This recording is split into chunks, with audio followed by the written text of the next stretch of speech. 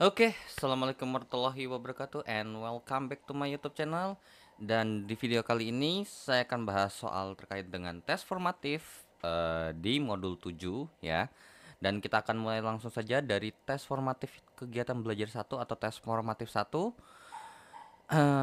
Suatu fluida bentuknya menurut tempat atau wadahnya. Hal ini dimungkinkan karena, oke, nah, ini jawabannya mana nih? Ya, ini jawabannya jelas sekali yang A. Karena apa? Kalau misalnya gas pun ya, apa namanya? Kan ini bentuknya menurut tempat atau wadahnya. Yang membedakan dengan zat padat, zat cair, dan zat gas itu adalah gaya interaksi antar molekulnya, sehingga kalau misalnya kuat itu mau dimasukin kemana akan tetap karena gaya interaksinya kuat. Sedangkan beda dengan apa namanya fluida dengan zat gas yang dimana jarak antar partikelnya atau gaya interaksi antar partikelnya lemah, ya kan? So dia akan lebih mudah menyebar ke segala arah, ya. Jadi kalau misalnya kita compare ya, apa namanya molekul zat padat itu, misalnya di sini saya bikin 4 kali 4 misalkan. Nah, ini adalah zat padat.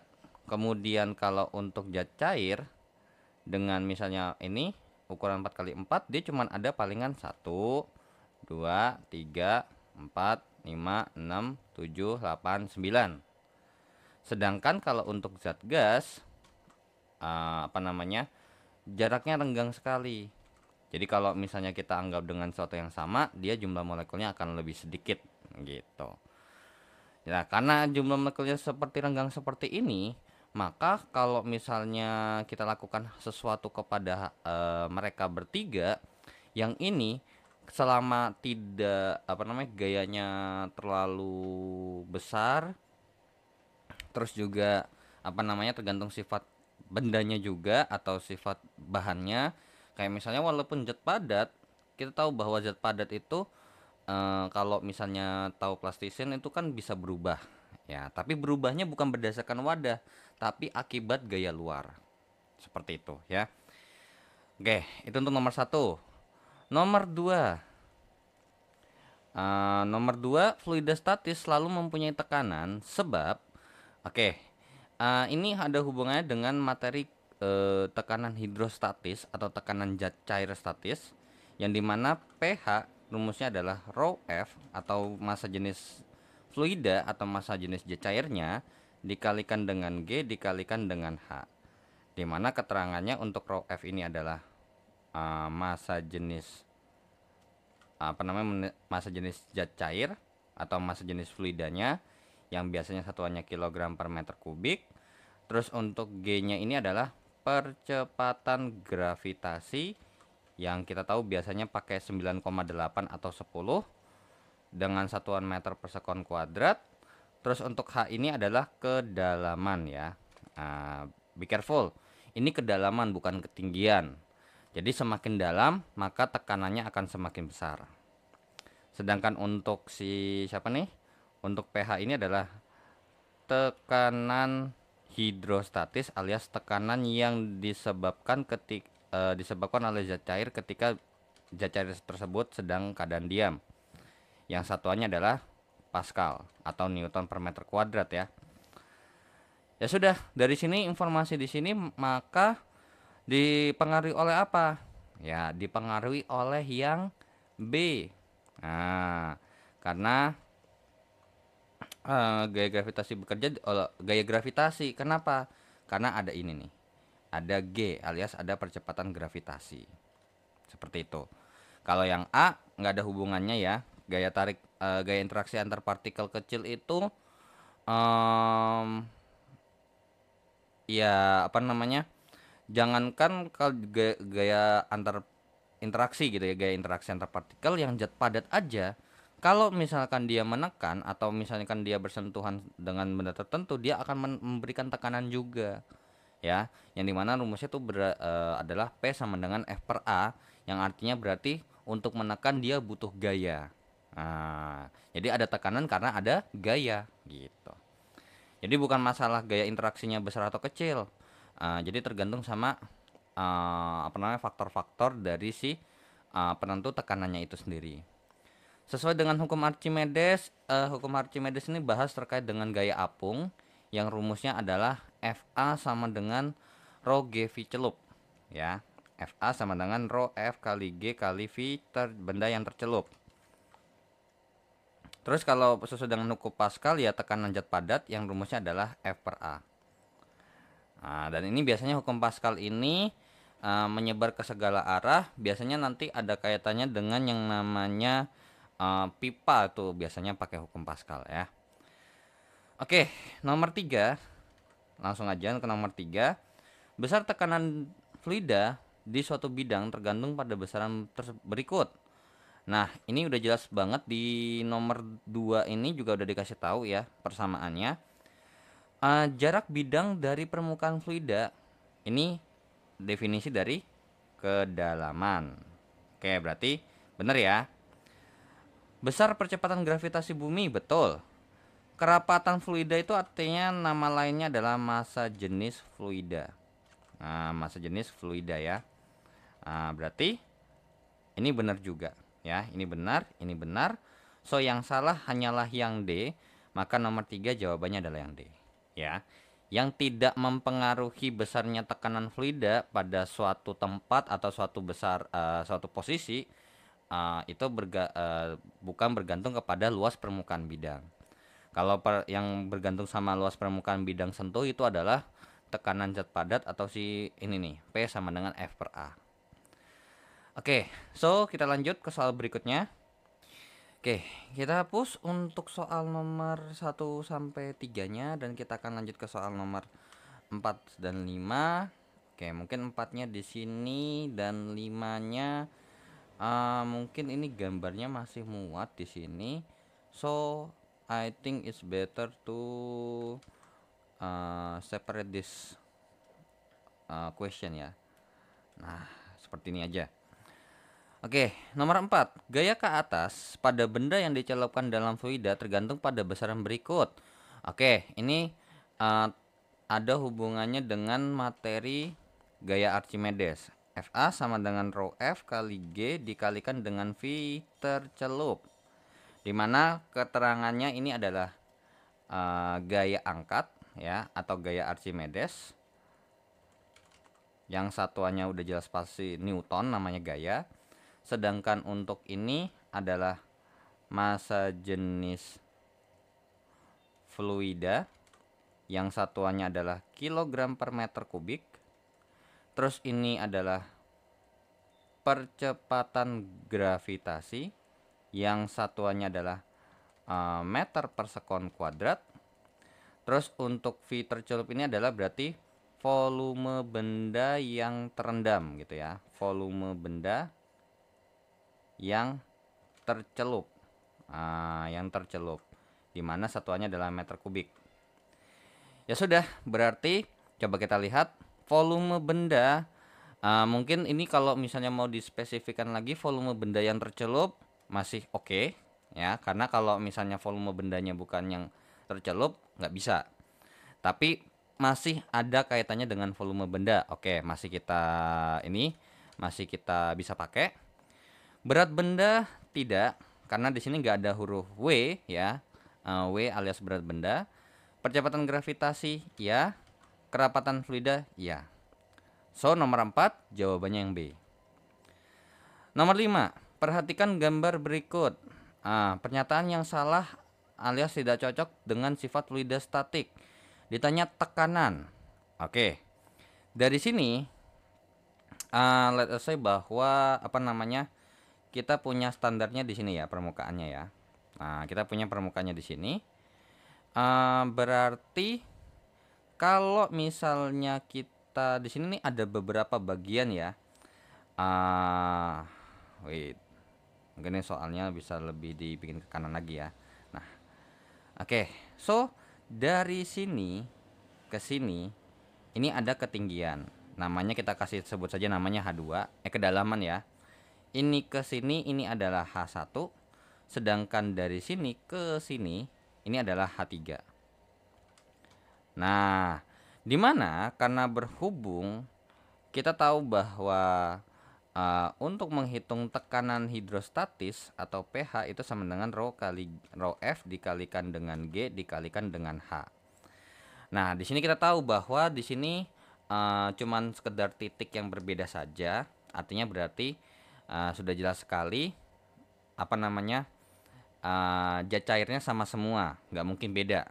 Nggak mungkin di titik A tiba-tiba lagi bahas raksa FBC-nya ini mungkin bisa, cuman kan biasanya ketika nyampur pasti dibedain warnanya atau bentuknya tuh biasanya dibedain. Kayak misalnya kalau minyak tuh bagian mananya nanti dikasih ada batasannya. Oke, berarti di sini kita perhatikan berarti pH bergantung sama rho F, terus pH-nya atau tekanan hidrostatis tergantung sama G-nya, dan pH-nya ini bergantung sama kedalaman. Nah, dari sini ada beberapa titik ya. Kita punya informasi bahwa HA ini sama dengan H1, terus HB sama dengan HC sama dengan HF itu sama dengan H2, sedangkan HD itu sama dengan HE yang sama dengan kurang lebih H3. Yang artinya berarti apa? Karena berhubung tekanan namanya kedalamannya sama ya. Berarti dari sini nih kita punya informasi apa? Dari sini kita punya informasi ya P-nya B sama dengan P-nya C sama dengan P-nya F. Kalau yang di bawah di sini P-nya D sama dengan P-nya E. Nah, dengan urutan ya, nah ini kita sebut saja ini P2, kita ini sebut saja dengan P3.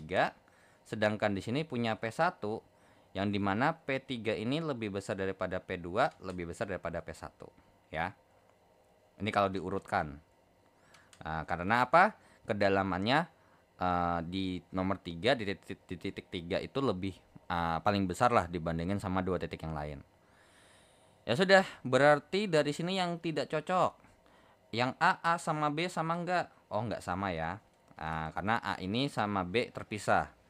B sama C, oke, ada ya. Terus E dengan F,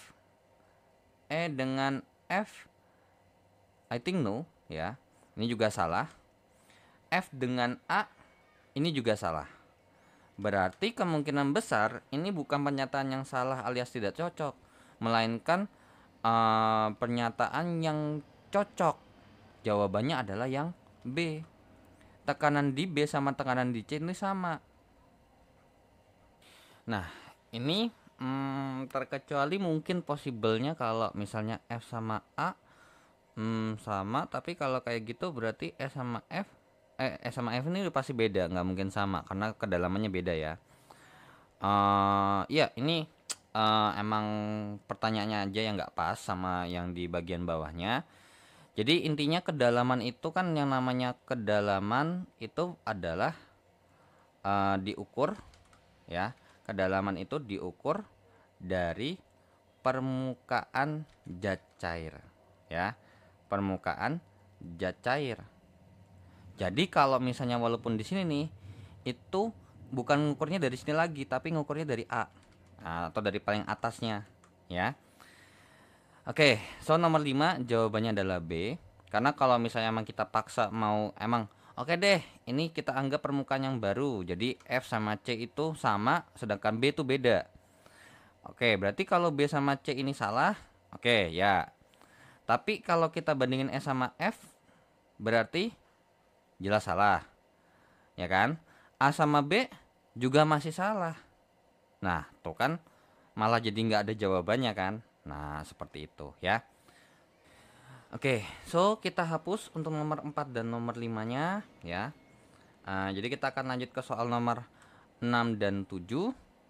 Waduh, ternyata nomor 6 soalnya ngikutin dari soal nomor 5. Nah, oke. So di sini kan mungkin nomor 4-nya aja dulu yang dihapus ya.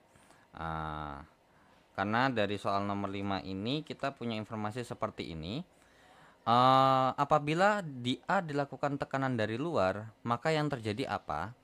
ya pasti tekanannya semuanya bertambah semua ya. Karena tekanan dari luar ini jadi kalau emang ada tekanan luar, akibatnya tuh apa sih? Nah, jadi pH sama dengan, atau pH-nya ini jadinya adalah P total sama dengan PO ditambahkan dengan pH.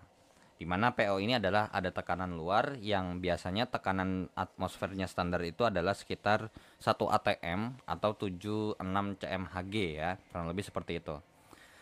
Oke, ya apabila di A dilakukan tekanan dari luar, maka yang terjadi titik B menerima penambahan tekanan yang sama.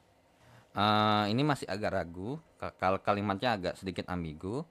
Terus yang B, titik E dan D, E sama D menerima penambahan tekanan yang sama. Mungkin apa ya? Wait, menerima penambahan tekanan yang sama. Oke, coba ntar dulu ya. Ini nanti dulu deh. Yang C, penambahan tekanan di C dan F itu sama dengan 0. Terus penambahan tekanan di C sama dengan penambahan tekanan di A. Oke. Ini mungkin make sense-nya apabila di A, maka yang terjadi. Ini kalau kita lihat kayaknya apa sih namanya? Kita tahu kan bahwa P totalnya ini adalah PO ditambahkan dengan pH. Artinya berarti bisa kita definisikan adalah tekanan totalnya bertambah sebesar P0. Dimana P0 ini pasti konstan ya. So berarti kalau titik B menerima penambahan ketekanan yang sama masih oke ya, karena berarti kan nambahnya sebesar PO juga. Terus juga titik E dan titik D menerima penambahan tekanan yang sama, jelas ya. Terus titik C dengan titik A penambahan tekanannya juga sama, ya betul sekali, sebesar P0. Nah, penambahan tekanan C dan F sama dengan 0 ini adalah sesuatu yang salah, karena ada penambahan sebesar P0. So, di soal ini berarti bukan arti bakal yang terjadi, kecuali kecuali kalau kayak gini baru kecuali bla bla bla bla, maka jawabannya nomor 6 yang C ya. Oke, jadi nomor 6 ini adalah sesuatu yang salah, berbeda dengan kebalikannya nomor 5 ya. Jadi kalau nomor 5 ini ditanya yang cocok, tapi kalau nomor 6 ini ditanya yang nggak cocok ya. Mungkin tipe soal apa gimana, nggak tahu juga. Oke, so kita hapus untuk nomor 5 dan 6 nya ya, karena nomor 7 sama nomor 8 ini udah nggak ada hubungannya lagi sama mereka. Oke, nomor 7, fluida 1 dan fluida 2 sama-sama mengisi bejana seperti pada gambar berikut. Oke, terus kemudian dikasih tahu massa jenis fluida 1 dianggap rho 1 dan fluida 2 dianggap rho 2, maka berlaku hubungan apa? Nah, ini gampang sekali ya. Sebenarnya simpelnya gini. Kalau misalnya saya bikin ini ada titik patokan di sini nih ya, di sini nih. Nah, maka sebenarnya simpelnya adalah gini. Di nomor 7 nih sebenarnya berdasarkan adalah PA sama dengan PB. Jadi tekanan hidrostatis yang diterima oleh si A sama B ini adalah sesuatu yang sama gitu. Karena sesuai dengan hukum Pascal bahwa tekanan itu akan menyebar ke segala arah. Kurang lebih seperti itu. Ya sudah, kita masukin rumusnya. Rho A dikali dengan GA kalikan dengan HA sama dengan rho B dikali dengan GB dikalikan dengan HB. Nah, karena G-nya ini adalah percepatan gravitasi yang sama, maka langsung bisa kita coret. Alhasil, karena rho A-nya ini kita anggap adalah rho 1, ya kan? Terus habis itu dikali H1 sama dengan rho 2 dikalikan dengan H2. Makanya muncul persamaan untuk pipa U, yaitu adalah rho 1 kali H1 sama dengan rho 2 kali H2. Padahal konsep dasarnya itu cuma begini doang. Tekanan yang ada di A sama di B itu akan selalu sama. Gitu ya. Oke. So, karena berhubung kita mau bikin perbandingan, nah di sini, jadi kalau untuk yang C sama D ini udah jelas salah ya, karena secara konsep A sama B ini tekanannya sama. Nah, berarti ini kalau kita mau bikin perbandingan row 1 banding row 2, berarti row 1 per row 2 sama dengan H2 per H1. So, berarti bisa kita katakan row 1 banding row 2 sama dengan H2 banding H1. Ya sudah. Sehingga ketemulah jawaban untuk nomor 7 adalah yang B, ya. Oke, nomor 8. Sebuah benda melayang ya. Melayang itu berarti dari kenyataan ini dapat disimpulkan. Nah, jadi untuk bahas soal nomor 8 ini kan kita tahu bahwa setelah benda dicemplungkan ke dalam zat cair akan ada 3 posisi setimbang ya. Ingat ini udah posisi setimbang ya. Karena apa? Karena logikanya ketika kita maksa nyelupin sesuatu, misalnya anggap aja ada airnya misalkan, terus saya tekan, dia pasti tenggelam dong. Nah, tapi kalau misalnya saya lepas dan emang dia terapung, dia akan nanti lama-lama terapung. Tapi kalau emang dia melayang alias di tengah-tengah, ya sudah biarkan dia di tengah-tengah.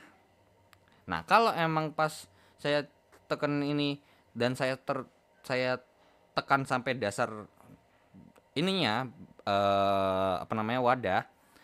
Tapi kalau emang dia dasarnya tenggelam, dia akan tetap tenggelam.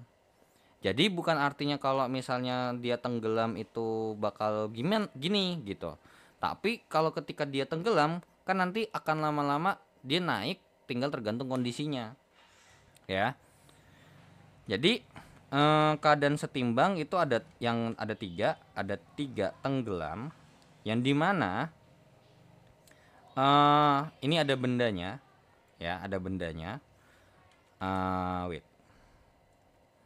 Nah, bendanya misalnya di dasar nih, biasanya tenggelam kan di sini. Maka kalau secara kita uraikan vektor, ini kan W. Kemudian si zat cair ini akan berusaha mengangkat sebesar FA. Nah, logikanya berarti kalau dia tenggelam, maka besar W ini harus pasti bakal lebih besar daripada FA. Karena kalau misalnya emang kalau lebih besar daripada FA, kemungkinan besar dia akan di tengah-tengah atau dia akan mengapung. Ya. Jadi di sini karena dia standby di bawah, jadi ini ceritanya saya taruh di bawah dan dia standby di bawah, maka W-nya itu pasti bakal lebih besar daripada FA.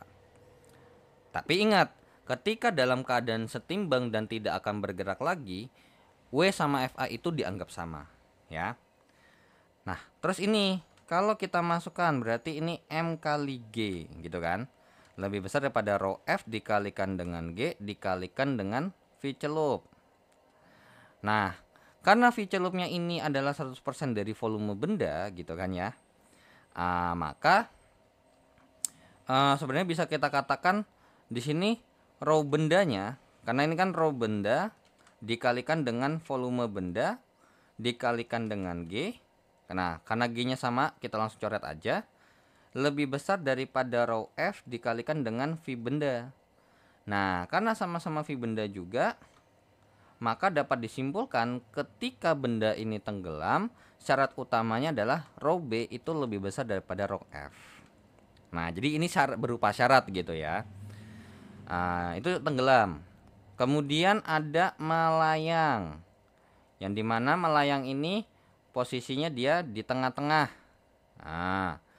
Di tengah-tengah, misal ya anggap aja dia kurang lebih di sini gitu. Nah, kalau kita tambahin lagi berarti ini W, kemudian ke atas sebesar FA.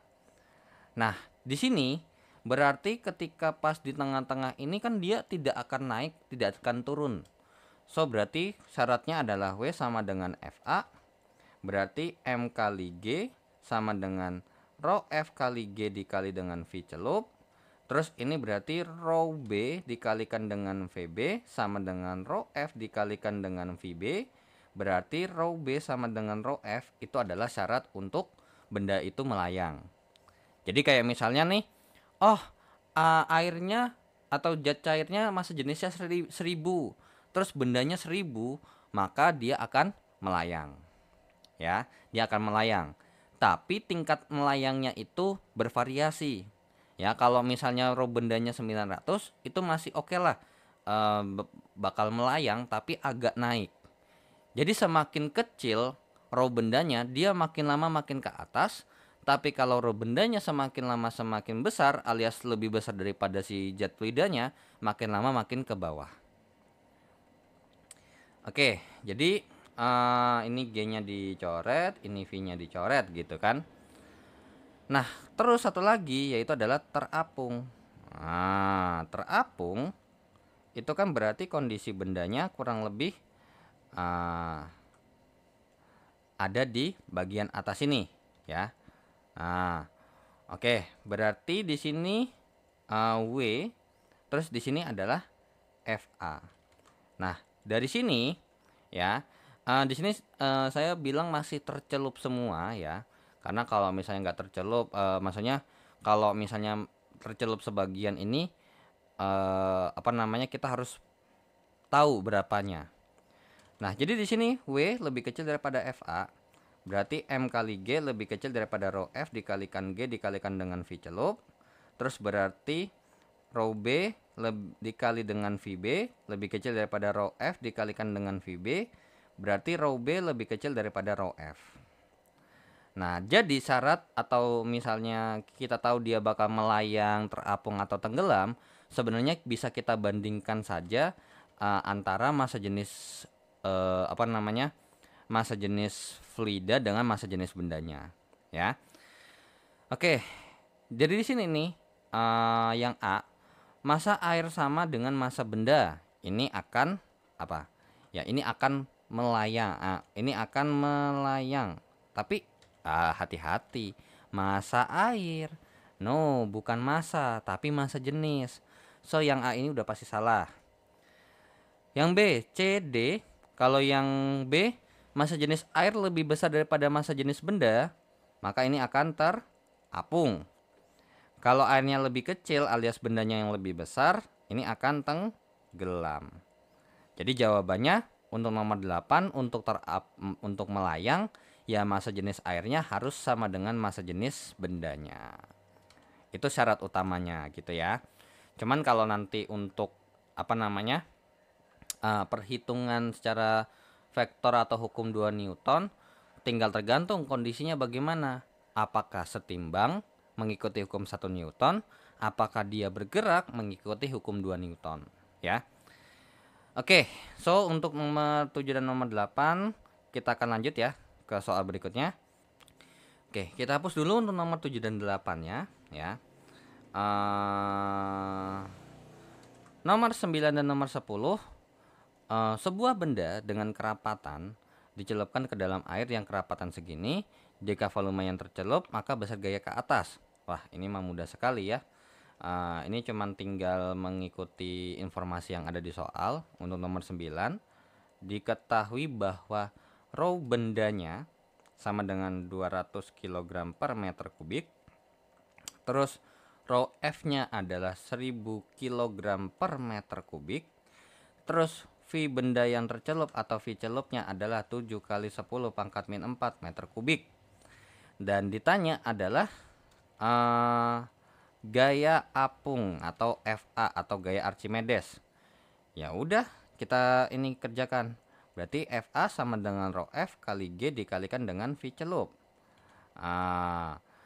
Oke, berarti FA-nya adalah ya FA, orang itu yang ditanya, sama dengan 10 atau 1000 ya, nggak apa-apa. Atau 10 pangkat 3 kita tulisnya kali 10 dikalikan dengan kalinya bikin 9,8 ya. Karena angkanya ini nggak bagus. Dikali dengan 7 kali 10 pangkat min 4. Berarti FA-nya sama dengan ini berapa nih? 9,8 kali 7. Nah, 9,8 kali 7 adalah 68,6.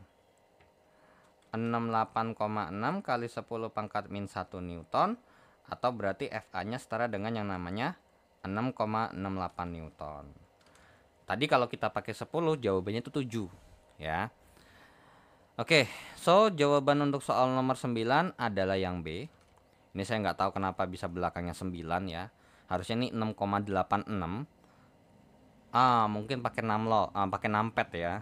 Karena kalau pakai numpad itu 6 sama 9 itu ada di posisi atas sama bawah. Tapi kalau pakai yang di atas keyword T itu 6 sama 9 terlalu jauh kalau untuk typo ya. Oke, nggak apa-apa yang namanya manusia ya, wajar aja. Oke, nomor 10. Diketahui bahwa balok kayu mengapung dalam air tercelup 2/3 bagian. Oke, diketahui bahwa V celupnya ini adalah 2/3 dari volume benda atau volume totalnya. Terus jika di dalam minyak, balok tersebut tercelup 0,9 bagian. Oke, V celup ini 0,9 atau 9/10 volume benda. Nah, ini yang untuk yang pertama ini air, ini minyak ya. Oke. Terus yang ditanya adalah row bendanya sama row minyak atau row F-nya ini berapa? Atau row ini ya, row kayu. Kayu itu berapa? Terus row minyaknya ini berapa? Kurang lebih. Tapi oke, wait. FA-nya. Oke. Jadi gini. Ini untuk yang A dulu ya, karena kita kerjanya pasti yang bendanya dulu. Karena gini, syarat utama kalau misalnya udah terapung nih, dia bakal tenggelam lagi enggak? Enggak. Oke, berarti pada saat itu juga boleh dong kalau misalnya saya bilang W sama dengan FA. Karena apa? Karena kan gini ya, kalau ini saya gambar bendanya, terus misalkan ada W ke arah bawah. Ini saya bedain deh. Misalkan W ke arah bawah dan ada FA ke arah atas misalkan.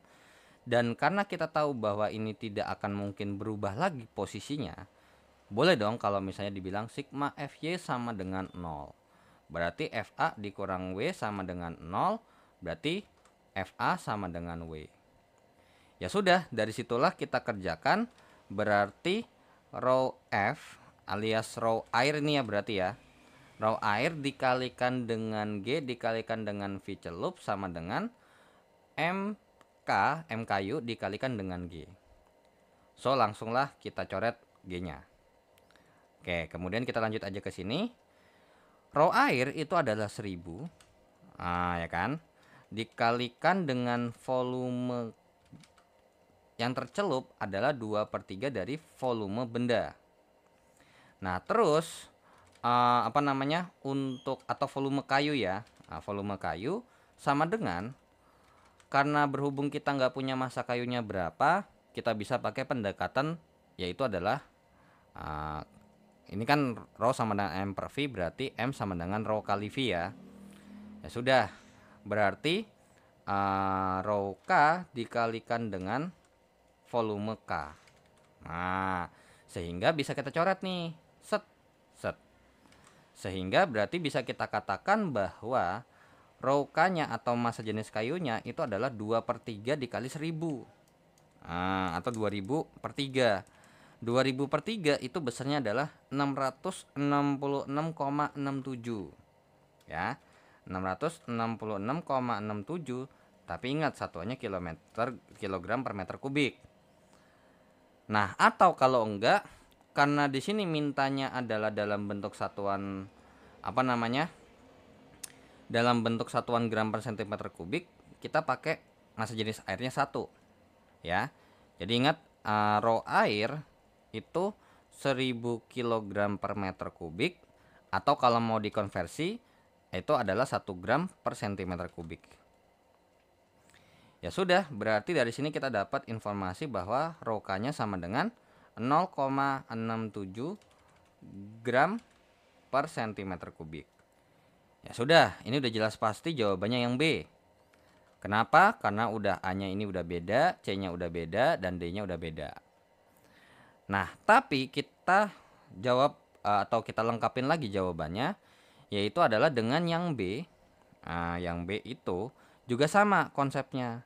Ketika kita celupkan ke air, kan gitu ya. Kita celupkan ke minyak ya, sorry. Maka akan ada yang namanya berat ke bawah, berat benda, dan kemudian akan ada ke atas sebesar Fa. Nah, dan karena berhubung ketika dia sudah terapung dan tidak akan bergerak-gerak lagi, ya sama kayak tadi konseptualnya. Sigma Fy sama dengan 0, soal hasil Fa sama dengan W. Ya sudah, berarti rho minyak ya, rho M dikalikan dengan G dikalikan dengan V celup sama dengan MK dikalikan dengan G. Nah, kita lanjut. Karena berhubung ini sama-sama G, kita coret. Berarti rho minyaknya itu yang ditanya dikalikan dengan 9/10 volume dari kayu. Nah, berarti untuk MK-nya sendiri itu kan berarti rho kayu dikalikan dengan volume kayu. Sehingga kita coret nih. Coret. Berarti rho M-nya sama dengan 10/9 dikalikan dengan rho K. Nah, berarti rho M-nya sama dengan 10/9 dikalikan dengan 0,67, maka rho minyaknya adalah 6,7 atau dibagi dengan 9 yang besarnya adalah 0,74 ya. 0,74 gram per cm kubik. Jawabannya sesuai ya dengan yang ada di pilihan gandanya. 0,67 untuk massa jenis atau kerapatan kayunya dan 0,74 untuk kerapatan minyaknya. Oke, so dengan begitu saya berakhir untuk tes formatif kegiatan belajar 1 ya. So kita akan lanjut ke tes formatif kedua untuk modul 7 ya.